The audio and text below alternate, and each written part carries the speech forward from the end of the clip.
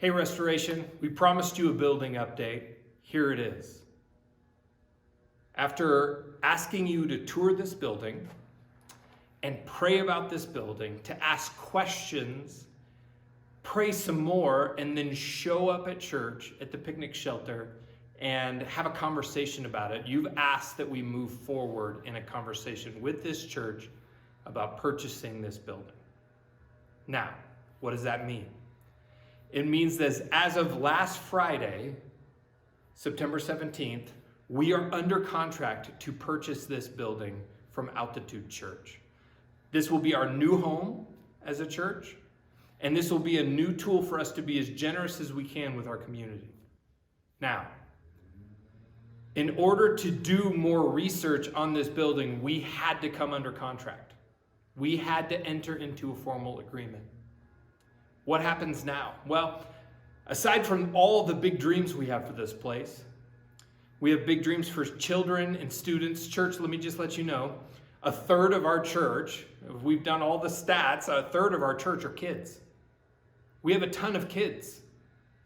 And we need a place where our children can learn to love Jesus, to become more like Jesus, and to do what Jesus did. I mean, that's kind of our thing, right? We have a growing student ministry, and we're looking for a home base for them, for kids to invite their friends to something fun and exciting, for teaching that engages them, for kids to be cared for by volunteers who love them and want to hear from them and want to speak into their life. That's what we want this building to be. We want this building to be opened up for people to show up on Sunday who are learning who Jesus is and struggling and curious and maybe frustrated or burned or jaded about who Jesus is, and to meet us in our community as we worship. We want to be a beacon in the neighborhood. We want to love the neighbors around this place. We're close to Arvada High. We're in the window of growing home and homeless family outreach, and we can be a partner with the Severe Weather Network Shelter Program here in Arvada to house homeless individuals when the temperature and the precipitation in Arvada gets dangerously low. We can be a part of all those things. So yes, we're dreaming big. Now that we're under contract with this facility, with this building, two things happen at the same time. The first one is research. We actually now have the opportunity to bring in professionals, professional HVAC, professional plumber, electrician, all these people to come in and to pick this building apart, to find all the blemishes and the things that are wrong with this place. We're also going to be having inspectors in this place to look at potential asbestos, lead-based paint, environmental issues with the ground and the soil. And we're also doing due diligence with the city of Arvada. That one day, if we ever decide to pull a permit and do some major renovations, that we would know exactly what we're getting into, meaning our systems having to come up to code that aren't quite up to code. So we're doing all that research. We have 45 days to do it, and we're going to do it. But while that's happening, we have to do something else that's very important. And I think you know what that is. We have to raise some money. Now, I want to ask some bold questions here for you. Our lender is asking us to raise $200,000, 20% of the purchase price.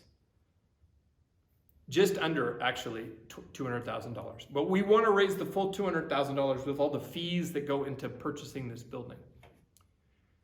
And that's a big number. And so we're coming to you to ask you, I mean, this is a sense of urgency.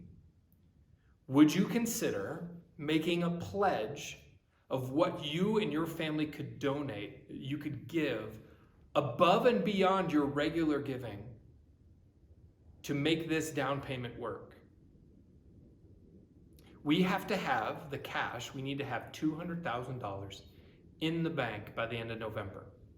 We close potentially on this building mid-December, meaning we could potentially be having Christmas Eve services here in this building together. Now, what does that look like timeline-wise? Well, our lender meets to talk about our purchase and their lending of our purchase in mid-October. So we need to have our pledges in by Sunday, October 10th. That is 3 weeks, really, from today. You're getting this video on Sunday, September 19th.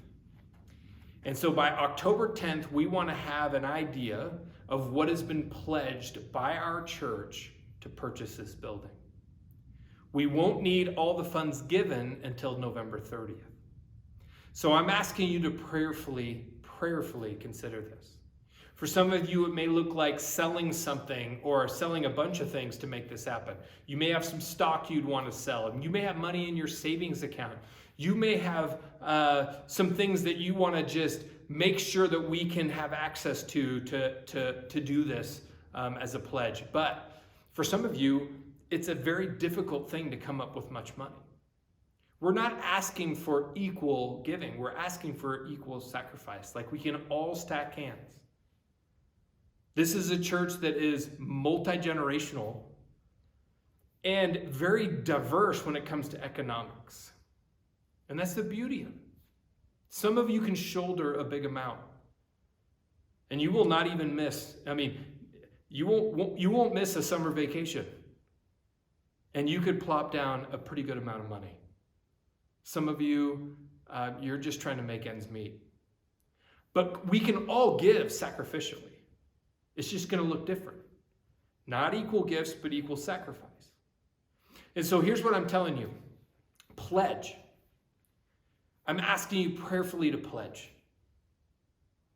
And it may be a scary thing for you to do. You may be in your mind right now thinking of a number, and it might need to be bigger than that. To really be a stretch, really be faithful, to really go for it. Angela and I have already pledged. And I just want you to know right now that as a key group of leaders in our church, there has been 8 pledges totaling $80,000, nearly $80,000 to date.